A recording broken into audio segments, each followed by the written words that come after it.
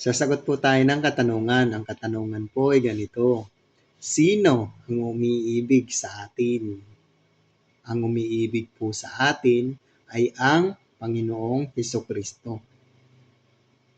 Ganito po ang ating mababasa sa Pahayag 1 verse 5.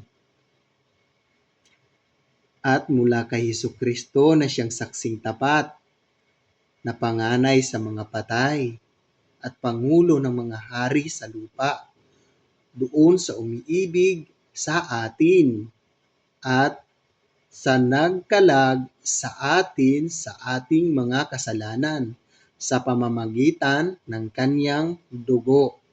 Ang tanong po ninyo, sino ang umiibig sa atin? Ang umiibig po sa atin ay ang Panginoong Hesukristo.